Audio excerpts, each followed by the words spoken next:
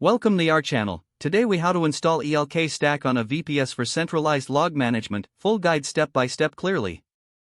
Start by choosing a VPS provider and create a new virtual server instance. Select an operating system, ideally Ubuntu, for compatibility. Log into your VPS using SSH with your server's IP address. Update your package list by running the command sudo apt update. Upgrade your installed packages with the command sudo apt upgrade y. Install OpenJDK, since Elasticsearch requires Java.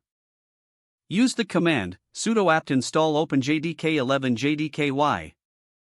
Verify your Java installation by running Java version.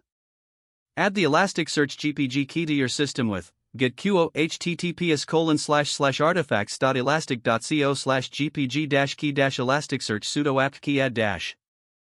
Add the Elasticsearch apt repository by creating a new source list file. Use the command echo deb https://artifacts.elastic.co/packages/7.x/apt stablemains. Update your package list again to include the new repository. Run the command sudo apt update. Now, install Elasticsearch with sudo apt install Elasticsearch y. Once installed, edit the Elasticsearch configuration file with sudo nano/etc/elasticsearch/elasticsearch.yml. Set network.host to your server's IP address to allow external connections. Now start the Elasticsearch service using sudo system start Elasticsearch. Enable Elasticsearch to start on boot by running sudo system enable Elasticsearch. Verify that Elasticsearch is running with curl-x get localhost 9200. Next, install Logstash by running sudo apt install Logstash y. Use nano to create a Logstash configuration file with sudo nano/etc/logstash/confd/logstash.conf. Define your input and output plugins in this configuration file.